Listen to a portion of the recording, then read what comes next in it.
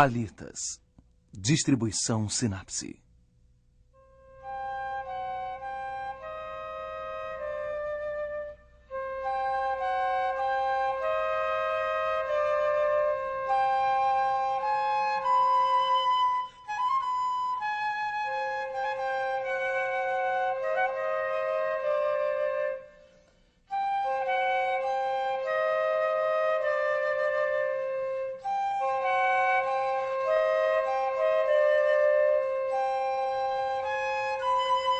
O Último Olhar.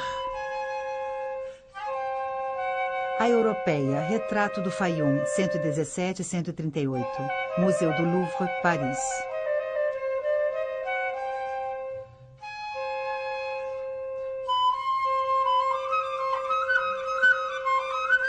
Um painel de madeira de formato irregular, pintado em toda a superfície. Ele representa o rosto de uma jovem mulher de olhos escuros e cabelos negros. Um véu de ouro envolve o pescoço e a parte superior dos ombros. A pintura, que entrou para o Louvre em 1952, foi denominada a Europeia. Em 1889, em Berlim, o vienense Theodor Graf faz o maior sucesso expondo 96 retratos. 2 anos antes, em Er-Rubaiyat, no Egito, camponeses abriram cerca de 12 covas, onde encontraram múmias com retratos pintados à guisa de rosto.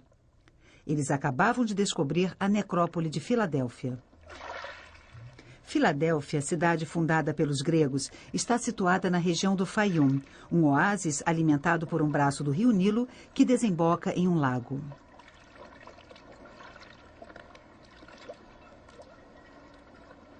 Na mesma época, o britânico William Flinders Petrie faz escavações perto da pirâmide de Hawara e encontra a necrópole da antiga cidade de Arsinoe.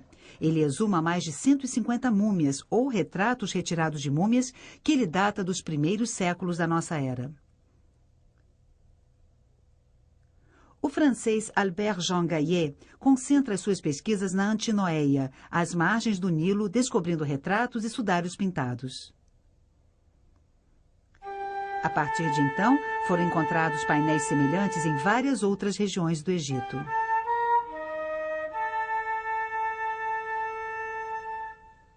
Junto com eles, vários outros objetos, joias,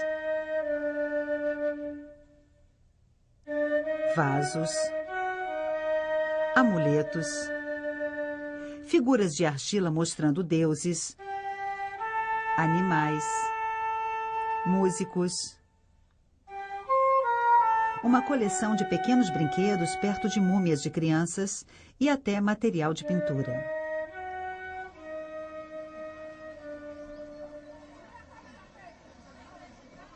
E mais outras descobertas, milhares de papiros e de ostraca, pedaços de cerâmica servindo como manuscritos mais baratos. Esses documentos escritos, muito variados, informam sobre a vida dos homens e mulheres dessa época.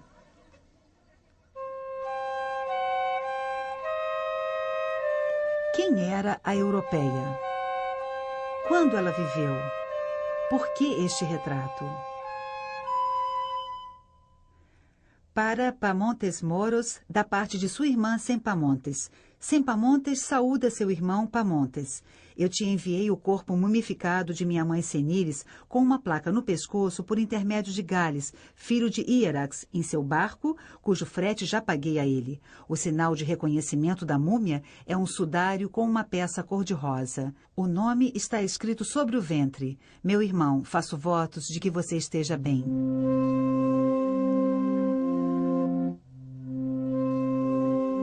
Sobre os sarcófagos dos tempos faraônicos, o rosto do defunto só aparecia de forma bem estilizada.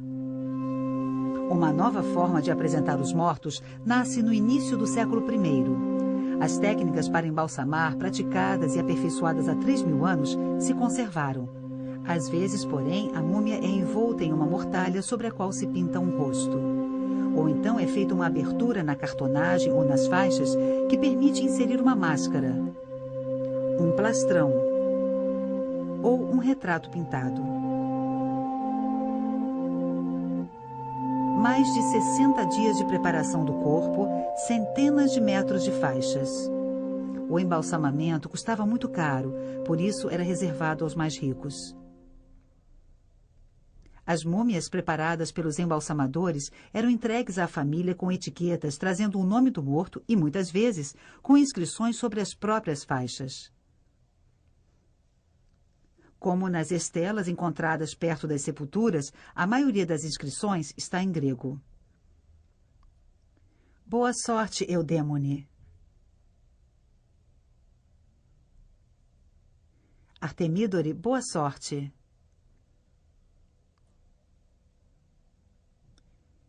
Hermíone, professora. Amônio. Algumas inscrições estão em demótico, a língua falada por todos no Egito.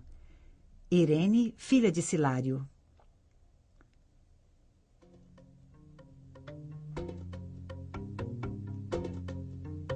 Desde a conquista do Egito por Alexandre no ano 332 a.C., numerosos colonos vindos de todo o mundo helênico haviam se aliado às famílias egípcias. Eles mantiveram a sua cultura e construíram cidades confortáveis, seguindo modelos clássicos: Assínoe, Filadélfia. O suicídio de Cleópatra e a vitória de Roma em 30 a.C. põem fim à dinastia grega.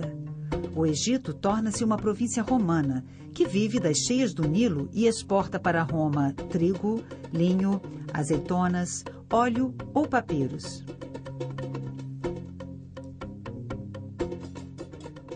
Ao mesmo tempo em que adotam a prática do embalsamamento, gregos e romanos adotam também a crença em uma vida no além, em numerosas superstições e nos deuses egípcios que eles associam aos seus. Serapis, deus da cura. Ísis, esposa de Osíris, que se torna a de Serapis. Em cima de uma mortalha e trajando um manto grego, o morto aparece entre Anubis, deus com a cabeça de chacal, e Osíris, figurado como múmia. A europeia. A europeia foi assim chamada porque tem a pele mais pálida e rosada do que as outras. Por falta de etiquetas ou de inscrições, a melancólica. Vários retratos com tipos e peles muito variadas, a jovem com joias. Também receberam outras denominações, a jovem dourada. Foram identificadas pequenas células familiares, Hermíone e um homem encontrado com ela. Uma mãe, Demos, e sua filha. Sabe-se que é uma menina, pois ela usa um colar com pequenas luas, símbolo de fecundidade. Aline, segundo um nome encontrado em uma estela, e suas duas filhas. Um casal rico, talvez marido e mulher, ou irmão e irmã, em razão de sua semelhança. Os romanos e os gregos do Egito também haviam adotado o costume egípcio do casamento consanguíneo, que evitava a divisão das terras. Ela usa esmeraldas, cornalinas, pérolas. Ele é um oficial do exército. Sobre a sua túnica branca vê-se um balteus, isto é, uma correia a tiracolo de couro preto com marcas em ouro, e o sagum, capa azul presa por um anel de ouro. Na fronte, uma estrela de ouro com 7 pontas. Trata-se de um grande sacerdote do culto de Serapis. Este, representado com os ombros nus, talvez seja um atleta ou, quem sabe, um personagem heroizado. Homens e mulheres usam a túnica romana branca ou de cor clara, com 2 faixas nos ombros, o sclavi, quase sempre de cor púrpura.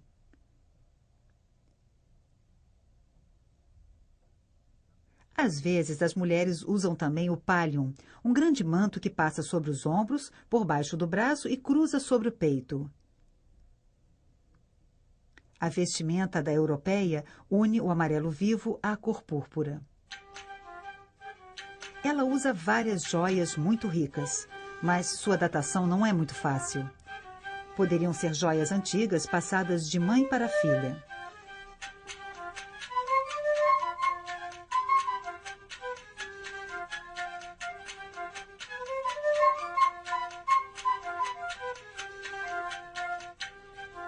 Por outro lado, é possível datar alguns retratos comparando as roupas, as joias e os penteados com os bustos conservados nos grandes museus.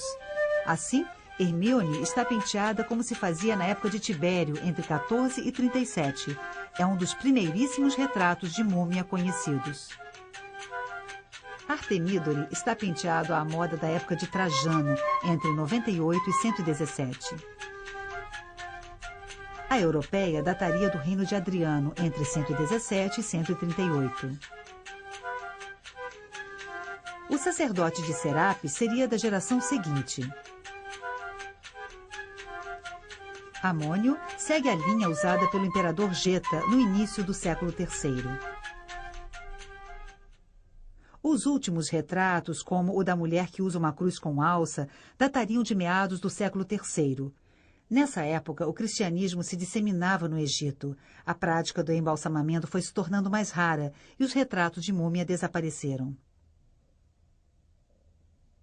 Em 1997, a europeia foi submetida a vários exames de laboratório antes de ser restaurada. O painel não havia chegado intacto ao museu. Uma galeria de insetos vertical atravessava os cabelos e o rosto, atingindo o olho direito. Outras galerias afetavam as bordas. Depois de fechá-las, um restaurador devolveu a essas lacunas o tom local correto. Durante uma restauração posterior, as repinturas foram estriadas com traços oblíquos que extravasavam, lembrando a técnica do tratédio, transformada em moda nos anos 50 pelos restauradores italianos. Também havia sido espalhada sobre o retrato, de forma desigual, uma camada espessa de verniz. O verniz oxidado foi eliminado, revelando a sutileza da técnica e a acuidade dos relevos da camada pictórica.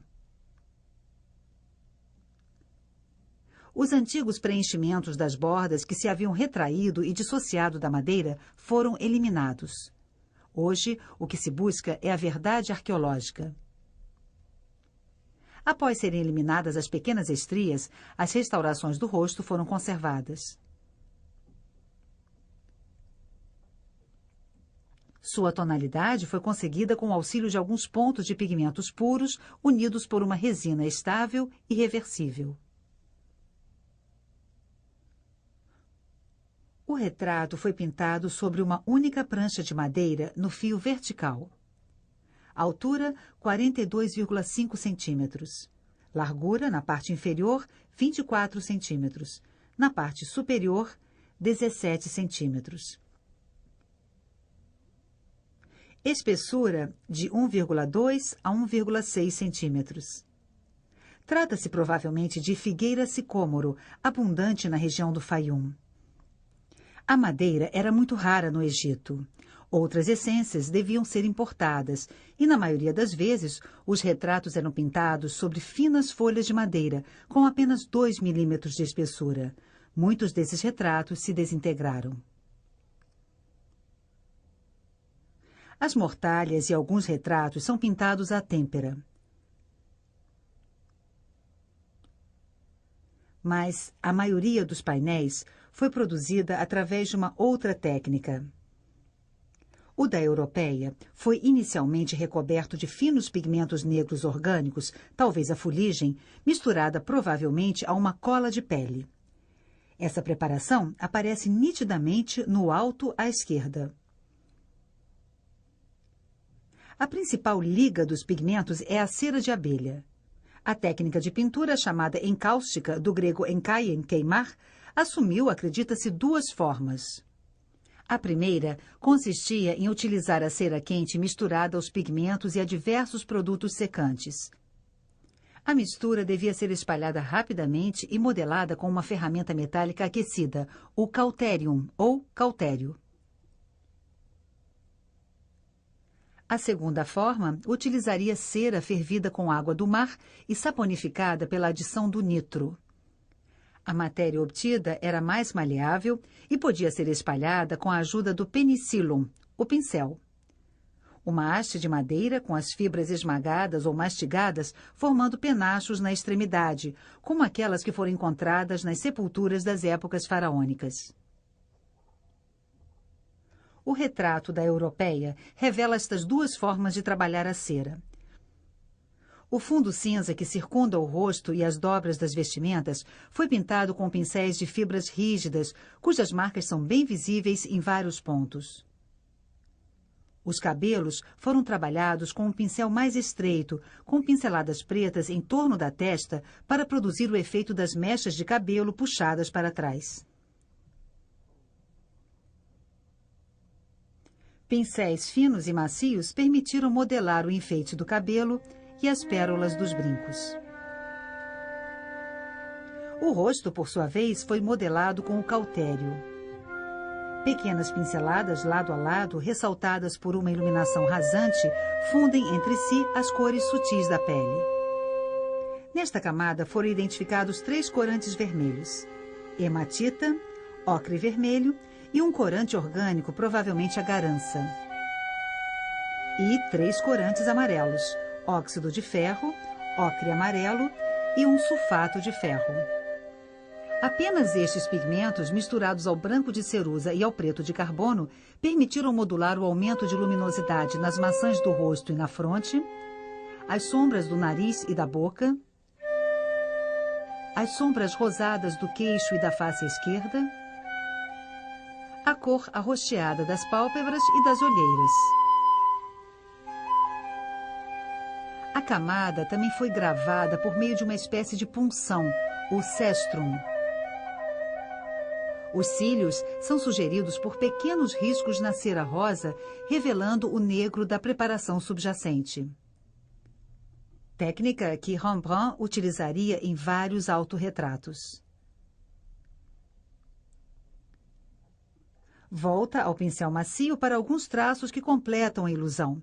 Pequena pincelada para a ponta brilhante do nariz, brilho úmido acima do lábio superior e sobre a parte carnuda do inferior, reflexo em torno da parte de baixo da pupila, ponto branco no alto da pupila.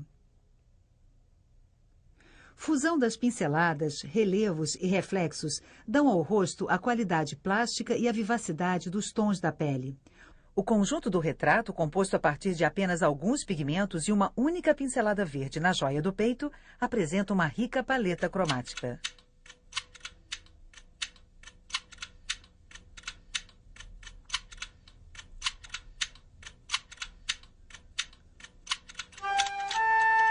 Na arte egípcia anterior, os personagens eram pintados de perfil. Os rostos de Fayum são todos vistos de frente. A posição completamente frontal não é a mais graciosa de todas. É difícil representar o nariz, a expressão dos olhos perde em personalidade, o rosto parece simétrico demais. Os pintores acabam então adotando uma posição deslocada, ombros em 3/4 e o rosto um pouco virado. Assim, o nariz pode ser melhor modelado, os olhos, diferentes, parecem mais vivos. Às vezes, a cabeça um pouco abaixada dá ainda mais força à expressão. Os egípcios davam muita importância aos olhos. Há o mesmo fascínio entre os gregos e os romanos do Egito.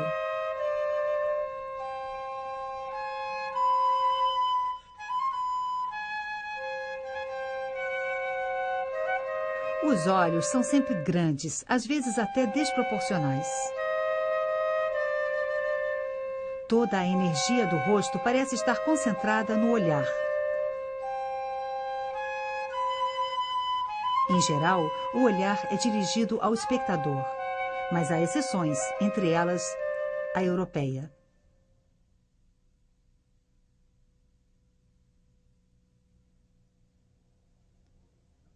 Nessa multidão de rostos, tentou-se buscar as semelhanças, descobrir personalidades de artistas. Um mesmo pintor, denominado pintor L, poderia ser o pintor de vários retratos sobre as mortalhas de Antinoéia. Temos as mãos do mesmo pintor neste painel do Museu do Brooklyn e neste outro do Paul Getty Museum, em Malibu. A europeia foi comparada a um retrato do Museu de Dijon, para os quais imaginou-se um pintor comum, o pintor A.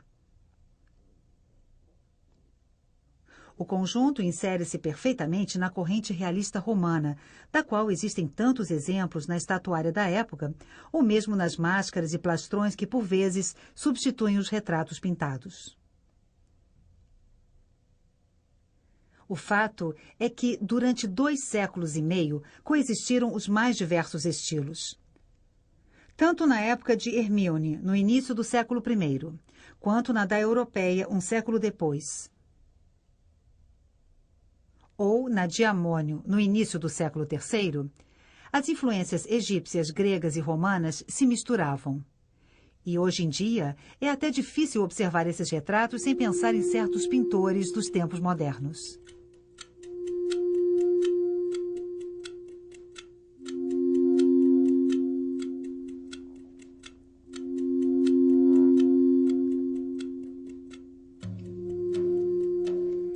Tamanha variedade pode ter origens históricas.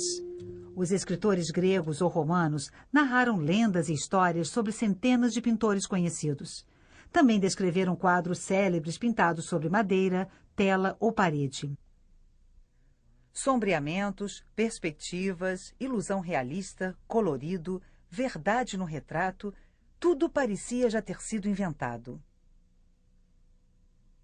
Mas só subsistiram mosaicos e algumas pinturas murais, como as de Roma e as de Pompeia.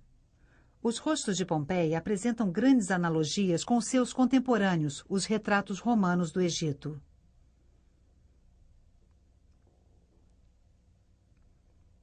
Salvo alguns raros exemplos, só subsistem alguns pedaços de quadros. Os painéis de múmias seriam, pois, atualmente, as únicas testemunhas da pintura móvel da antiguidade, preservados, como os corpos embalsamados, pelo clima excepcionalmente seco do Egito e pelo fato de estarem enterrados na areia. E as poucas centenas de retratos conhecidos não passam de uma pequena amostra dentre milhares de outros que se decompuseram, ou foram desprezados após a pilhagem dos túmulos, ou ainda viraram pó. O suave odor dos bálsamos e dos ungüentos de suas múmias ainda se desprende 2000 anos depois. Em 1888, em Hawara, Petrie exuma um pequeno quadro que se achava perto de uma múmia. Um rosto, em grande parte destruído, estava pintado sobre uma prancheta encastrada em uma moldura dupla. Uma corda trançada estava presa nos ângulos superiores da moldura. O quadro estava, portanto, tal como se apresentava na antiguidade.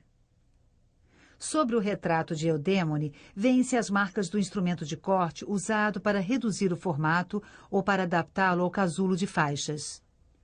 Somente o rosto de Irene interessou aos embalsamadores, que esconderam o resto do retrato sob as faixas e ungüentos. O painel da Europeia tem suas bordas verticais quase paralelas. Em vários pontos, o recorte irregular corta partes da pintura.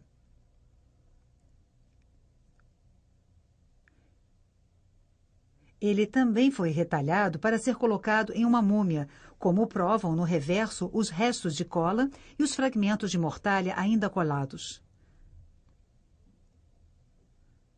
Um elemento ainda causa estranheza: o plastrão dourado. Ele é composto de pequenas folhas retangulares bem finas de uma liga de ouro e de prata. É frequente o uso do ouro. Ele é cortado em folhas de murta e colocado sobre os cabelos ou simulando joias e partes do rosto.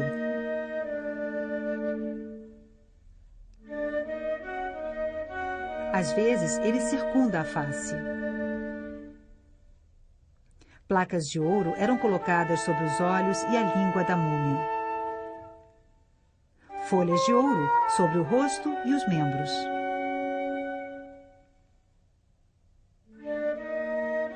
Este metal, usado para se defender contra a corrupção, tinha uma função mágica protetora.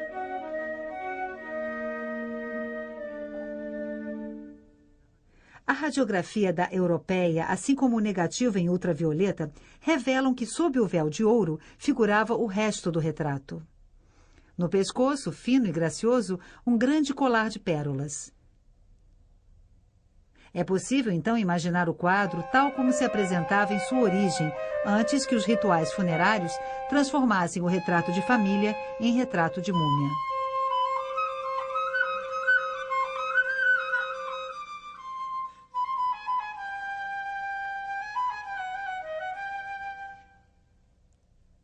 Eudémone, uma das múmias do Louvre, tem o rosto de uma mulher bem jovem com aparência aborrecida.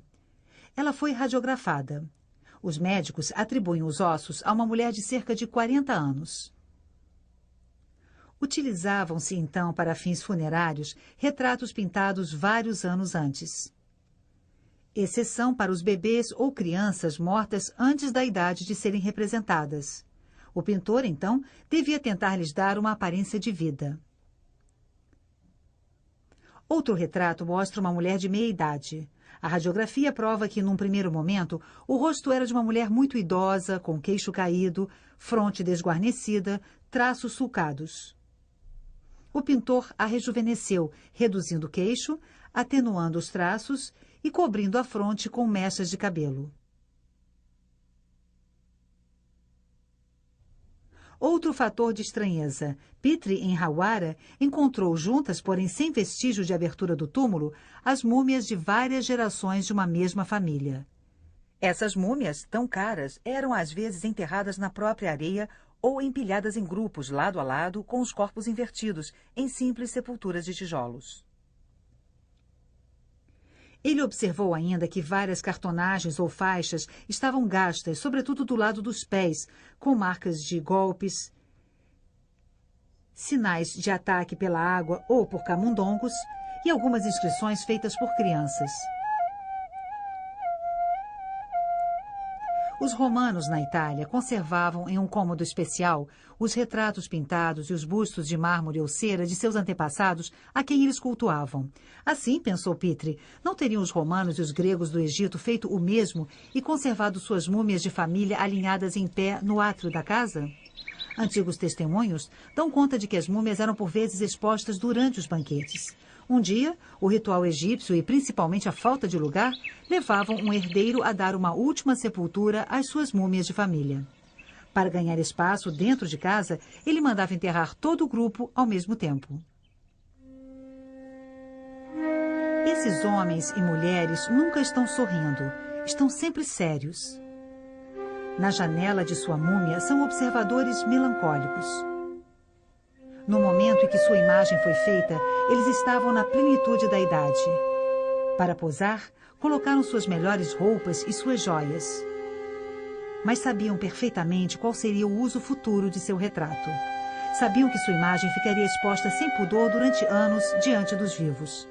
Talvez esses retratos já fossem chamados de retratos de morte ou retratos de múmia. É possível que a própria sessão de pose já marcasse uma etapa importante da vida. Seu olhar reveste-se então de uma necessária solenidade, de uma seriedade ritual. Eles estão olhando para além da morte. A única coisa de que nem suspeitam é que sua imagem ainda terá direito a uma outra vida. Que este olhar vindo de tão longe ressurgirá um dia das areias para chegar a vários outros destinatários. E por um dispositivo ainda mais sábio do que o de embalsamar, talvez de essência igualmente religiosa, o Museu Moderno.